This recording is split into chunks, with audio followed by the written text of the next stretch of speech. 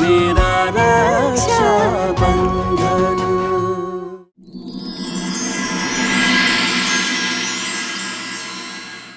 আমার ফুলি, আমি জানতাম যেই আমি উল্টো দিকে ঘুরবো তুই গর্ত থেকে বেরিয়ে আসবি।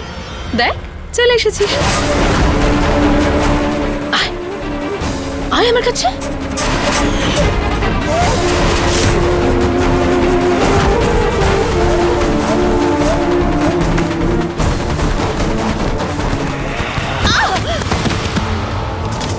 ফুলি, এই কি রে? এই তাড়াতাড়ি আয়, ও ওইদিকে পালিয়েছে। তাড়াতাড়ি যা গিয়ে ধর ওকে। শয়তান মেয়ে, তুই আমার সত্যি জানিস তো কি হয়েছে? যতদিন না তুই মরছিস আমি তোর পিছু ছাড়বো না। শিবা, এখানে একা কি করছো? ছাড়ো এগুলো, চলো কেক কাটবো আমরা। চলো চলো।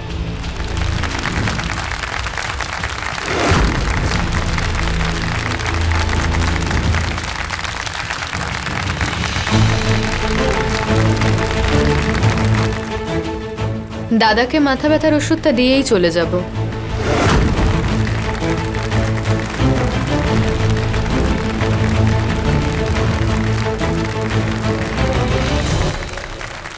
জন্মদিনের অনেক অনেক শুভেচ্ছা সমর বাবু, অনেক অনেক শুভেচ্ছা আপনাকে। দাদা, সবাই বলো, জোরে বলো, চিৎকার করে বলো, সমর বাবুর হ্যাপি বার্থডে। আজ আমরা সমর বাবুর হ্যাপি বার্থডে পালন করব। ছোট বাবু, ছোট মালকিন, আপনাদেরও সমর বাবুর বার্থডের অনেক অনেক শুভেচ্ছা।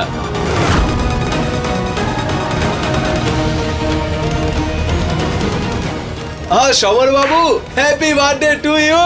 জন্মদিনের অনেক অনেক শুভেচ্ছা আপনাকে, অনেক অনেক শুভেচ্ছা। দাদা, কি? হ্যাঁ, কে কে? দাদা, এটা কি হচ্ছে?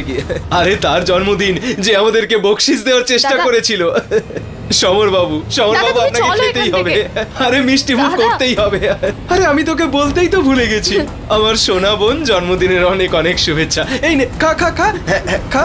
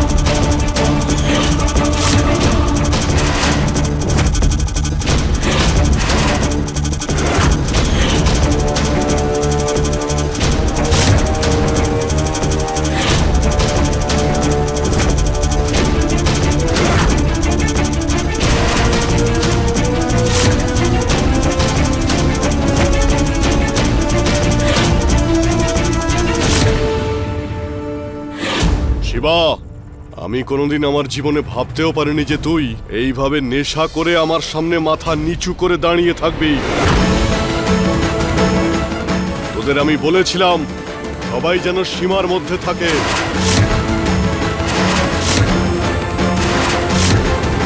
তার সত্ত্বেও এই বাড়িতে নেশার জিনিস এলো কি করে, আর ও কি করে খেলো? বাবা, এই আমি বা আমার বন্ধুরা কোনো পানীয় বা নেশাদ্রব্য এখানে নিয়ে আসেনি। বাবা, তোমার যদি বিশ্বাস না হয় তুমি চেক করে দেখতে পারো। হ্যাঁ, শিবা অবশ্য একটু কিছু খেয়েছিল। ইনফ্যাক্ট আমরা তো ওকে সার্ভ করার জন্য বলিও নি। নেশার ঘরে উন্মত্ত হয়েছিল, বড় বড় লোকেরা পার্টি করছে, তাই হয়তো ঢুকে পড়েছে। মিথ্যে। জানেন মালিক, ছোট মালকিন চাইছিল আমি সবাইকে খাবার পরিবেশন করি। দাদা চায়নি যে আমি এটা করি। দাদা এখানে আমার জায়গায় এসেছিল। এরকম কিছুই হয়নি। শিবা যদি রশনির সাহায্য করতেই এসেছিল তাহলে গেস্টদেরকে সার্ভ করত, কিন্তু ও তো যখন থেকে পার্টিতে এসেছে তখন থেকে উল্টোপাল্টা কাজ করছে। এই কেকটা দেখো, পুরো নষ্ট করে দিয়েছে। সবাইকে এভাবে খাওয়াচ্ছিল। না মালিক, এটা নয়। আমাকে বিশ্বাস করুন, দাদা কখনোই আপনার মনে কষ্ট দিতে পারে না। দাদা জানে আপনি এসব পছন্দ করেন না। দাদা কখনোই জেনে শুনে সব কাজ করতে পারে না চুপ মালিক। কর। তোর কথায় যেটা ঘটেছে সেটা পাল্টে যায় না। আমি তোমাদের সবাইকে জিজ্ঞেস করছি, এই বাড়িতে এই সব জিনিস কে নিয়ে এসেছে? বাবা আমি তো তোমাকে বললাম, তোমার যদি বিশ্বাস না হয় তাহলে তুমি জিজ্ঞাসা করো কেউ হার্ড ড্রিঙ্ক কি খেয়েছে, বা কেউ কি কাউকে হার্ড ড্রিঙ্ক খেতে দেখেছে? যদি দেখে থাকেন বলে দিন বাবাকে।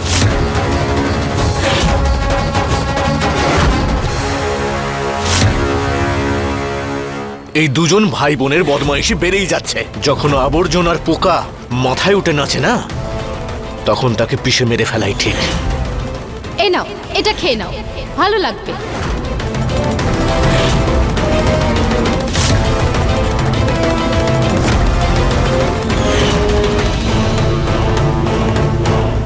হ্যাঁ আঙ্কেল, পার্টিতে তো ওসব কিছু ছিলই না।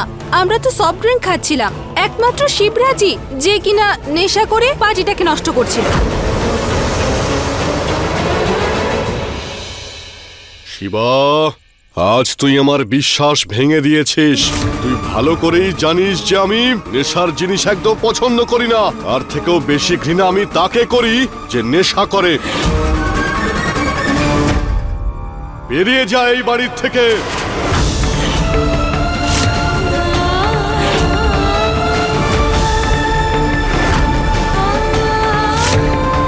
আর যতক্ষণ তোর এই নেশা না কাটছে ততক্ষণ এই বাড়িতে ঢুকবি না। আর এই ভুলের জন্য কড়া শাস্তি আমি তোকে কাল সকালে শোনাবো। যা। না মালিক, না, আমাকে বিশ্বাস করুন, দাদা কখনো জেনে শুনে এসব কাজ করতে পারে না। ওকে কেউ ইচ্ছে করে খাইয়ে দিয়েছে এসব। হাতটা ছেড়ে দে আমার। ছাড় বলছি, চল বেরো।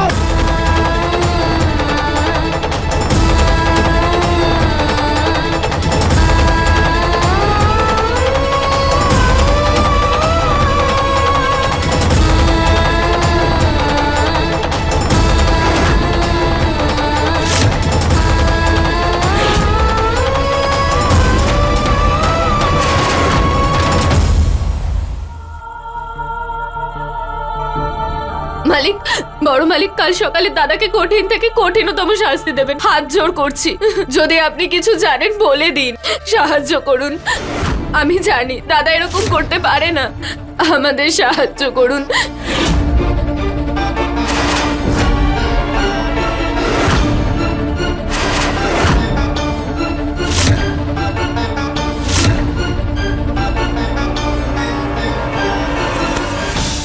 কি করছিস সমর?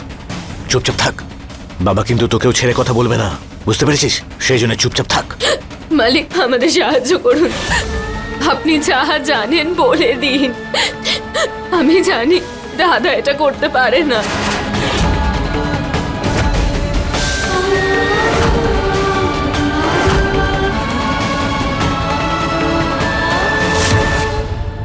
কাম অন গাইস, যা কিছু হলো ইটস ওকে। সবে তো পার্টিটা শুরু হয়েছে। হেভি মজা হলো কিন্তু। বাবার ওই শিবার উপরে খুব বিশ্বাস ছিল। শিবার ওর বোনের উপরে বাবার বিশ্বাস ভাঙতেই হতো, ভেঙে দিয়েছি।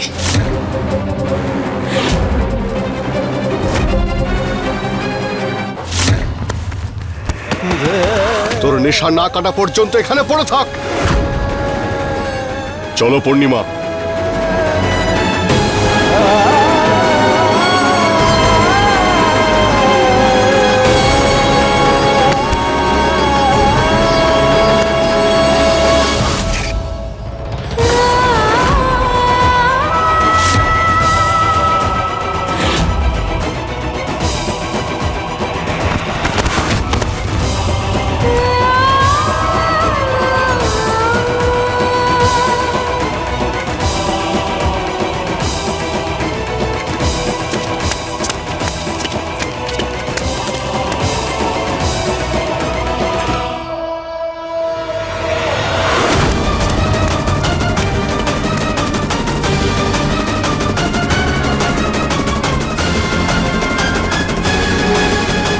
আরে এসো।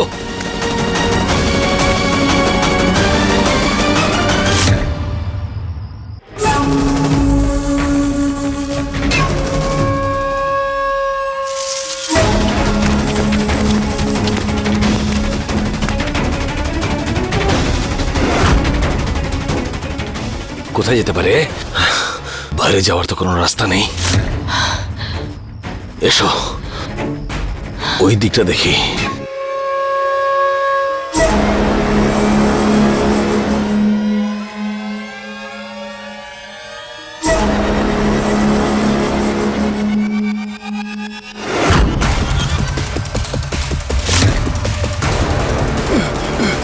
কোথায় পালাচ্ছিস রে মেয়ে?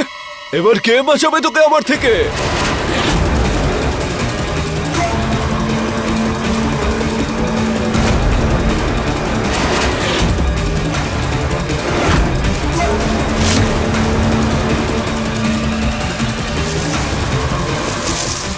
এই, এই দাদা, এই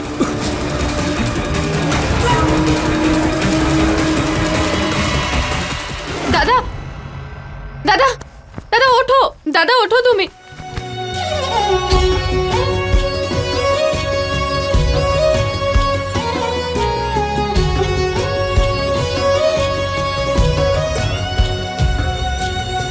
दीपक ज्योति जैसा बंधन तेरा मेरा रक्षा बंधन। दीपक ज्योति जैसा बंधन तेरा मेरा रक्षा बंधन। দাদা শুয়ে পড়ো।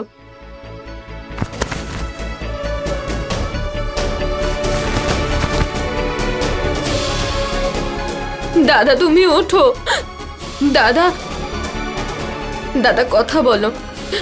দাদা Roshni, I am so sorry, please আমাকে ক্ষমা করে দাও। ব্যাস, আপনার দয়া আমি চাই না, সাহায্য চেয়েছিলাম, সেটা তো আপনি দিতে পারেননি। বড় মালিক আর বড় মালকিনের সামনে সমস্ত সত্যিটা বলে আপনি আমার দাদাকে কলঙ্কের হাত থেকে বাঁচাতে পারতেন, কিন্তু আপনি তখন তো কিছু করলেন না। রোশনি, আমি কিচ্ছু পাল্টাবে না আপনার কথায়। আমি জানি আমার দাদা কখনো এইসব জিনিসে হাতও লাগায় না, আর এইসব খাওয়া তো দূরের কথা। এই সমস্ত প্ল্যানটা ছোট মালিক আর ছোট মালকিনের, আর আপনি তো ওনাদেরকেই সাপোর্ট করবেন, ওরা সঠিক হোক কি ভুল, কারণ আপনি তো ওনাদেরই বন্ধু না। কেন একজন গরিবের কথা শুনে তাকে সাহায্য করবেন? আপনি জানেন কাল ঠিক সকালে আমার নির্দোষ দাদাকে বড় মালিক কি শাস্তি দেবেন? আমি যদি অন্য কোনো উপায়ে আপনাদেরকে সাহায্য করতে পারি তাহলে আমাকে জানাবেন, আমি সাহায্য করব। আবারও বলছি, আই এম সরি।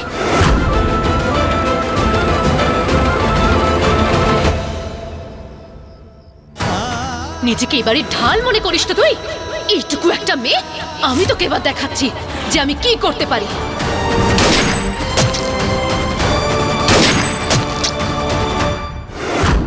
চাঁদনি,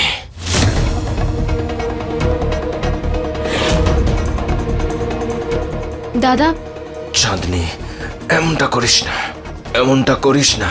কি বললে? তুমি ওনাকে কি করতে বারণ করছো দাদা? দাদা বলো দাদা, উনি কি করেছেন?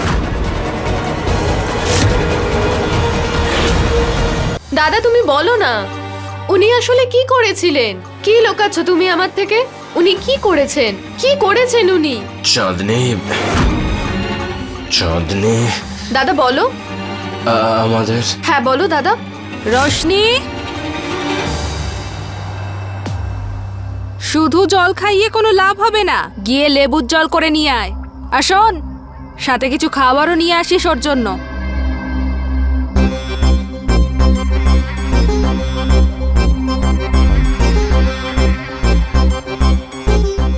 শুনতে পাচ্ছিস তো তুই? জানি খুব কষ্টে আছিস তুই, কিন্তু তুই যদি চাস তবে মালিকের কাছ থেকে তোর জন্য ক্ষমা চাইতে পারি।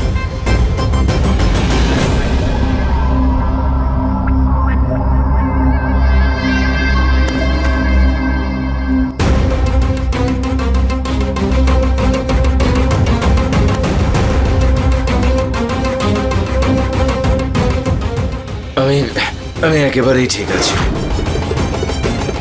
আপনি যান এখান থেকে। ভেঙে পড়ছিস অথচ তুই মজকাবি না?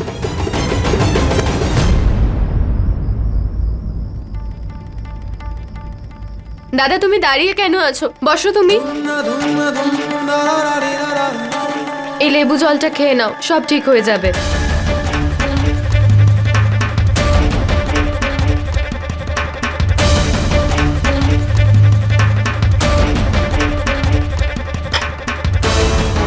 খেয়ে নাও দাদা। ইচ্ছে করছে না। এইসব আমার জন্যই হলো। যদি আমি পার্টিতে ওইসব কাজগুলো করতে রাজি হতাম তাহলে এইসব হতো না। রোশনি, নিজেকে দোষ দিস না। খাইয়ে দে, খাবো।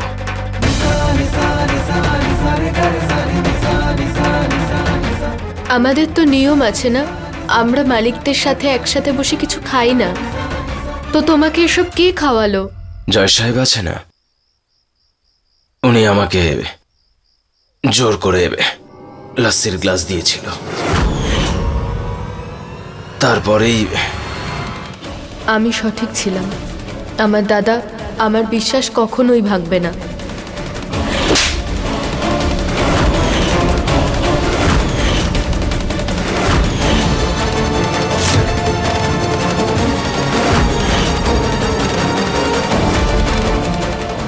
দাদা, এর আগে বড় মালিক তোমাকে কোনো কঠিন শাস্তি দিক, তার আগে আমি তোমাকে নির্দোষ প্রমাণ করেই ছাড়ব।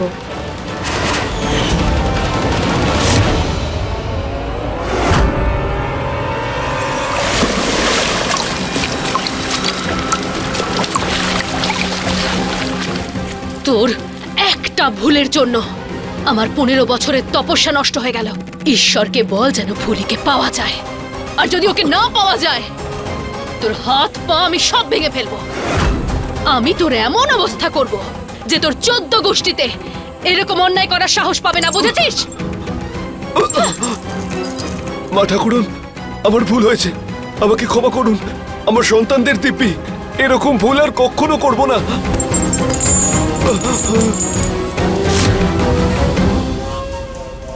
পাওয়া গেছে? আরে এখনো পর্যন্ত পাইনি ওকে। কিন্তু কতক্ষণ লুকোবে? ওকে একবার হাতে পেলে না, ওর এমন অবস্থা করব যে ও সারাটা জীবন মনে রাখবে। ওকে যেন পাওয়া যায় যে কোনো অবস্থায়। যতক্ষণ না ওকে খুঁজে নিয়ে আসছিস এ বাড়িতে পা রাখবি না তুই। মনে রাখিস, যদিও পুলিশের কাছে চলে যায় তাহলে 15 বছর ধরে পড়ে থাকা মুখোশও খুলে ফেলবে। গ্রামের লোকেরা আমাদের শেষ করে দেবে, দুজনের ফাঁসি হয়ে যাবে। বুঝতে পারছিস তো? ওকে না নিয়ে এ বাড়িতে ঢুকবি না। ঠিক আছে, ফোনটা রাখো।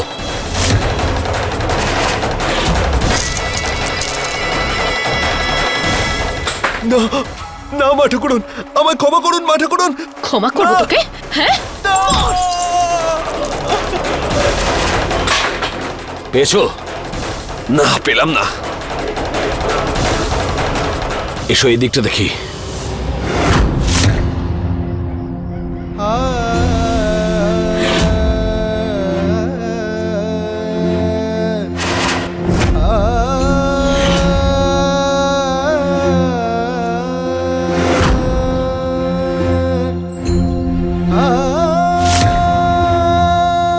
আমি এটা কথা দিচ্ছি, আজকের পর থেকে আর কোনোদিন মিষ্টি মুখে তুলবো না, আর সারা জীবন আপনার আর আপনার পরিবারের চাকর হয়েই থাকবো।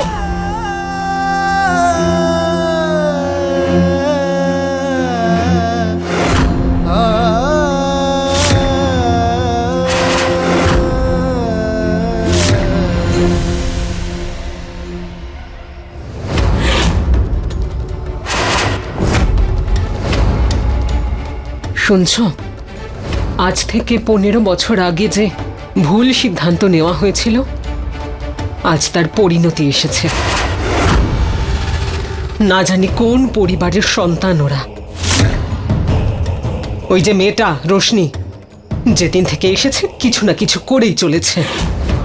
আর এবার ওই ছেলেটা, ও বোনের পথেই হাঁটছে। না পূর্ণিমা, না। পৃথিবীর সব কিছু বদলে যেতে পারে, দিন আর রাত উল্টে যেতে পারে, কিন্তু শিবরাজ ওর দেওয়া কথা আর ওর দায়িত্ব আর ওর বিশ্বস্ততা থেকে কোনোদিনও সরতে পারে না পূর্ণিমা। তোমার হয়তো মনে আছে, ওর যখন 7 বছর বয়স ছিল তখন ওকে মন্দির থেকে এই বাড়িতে আনি। ও 15 বছর আগে আমাকে কথা দিয়েছিল যে ও কোনোদিন ওর পছন্দের খাবার মিষ্টি ও কোনোদিনও ছোবে না যতদিন না আমি বলছি, কিন্তু আজকে ওই নেশার জিনিসও কি করে খেলো সেটা আমি কিছুতেই বুঝতে পারছি না পূর্ণিমা। আরও খুব ভালো করেই জানে যে ও যদি এই বাড়ির নিয়ম কানুন ভাঙে তার পরিণাম কি হতে পারে। তাই আমার মন এটা কিছুতেই বিশ্বাস করতে পারছে না যে ও এমন কাজ করতে পারে যাতে আমি কষ্ট পাই। পিঠে ছুরিটা সেই বসায় যে তোমার সবচেয়ে কাছের মানুষ হয়। তুমি তোমার নিজের সন্তানদের থেকে ওদেরকে বেশি ভালোবেসেছো, মাথায় তুলে রেখেছো, আর তার পরিণতি এবার কি হলো দেখলে তো। এই যে মিষ্টি না খাওয়া, তোমাকে সব সময় রক্ষা করা, এই সব কিছু লোক দেখানো, কিন্তু আর নয়। তুমি তো বুঝেও বুঝতে চাও না, কারণ তুমি ভীষণ সরল একজন মানুষ, আর সেই কারণেই তুমি সবাইকে সরল মনেই দেখো। কিন্তু কিন্তু এই পৃথিবীতে ভালো মানুষের ছদ্মবেশে অনেক মানুষ আছে, আর তাদের আসল রূপ সময় মতো বেরিয়েই আসে। যেমন এই ছেলেটা শিবরাজ, ওর আসল রূপ সামনে চলে এসেছে। ও আমাদের এই পরিবারের নিয়ম ভেঙেছে, আর কাল সকালে নিজের কথা অনুযায়ী তুমি ওকে কঠোর শাস্তি দেবে।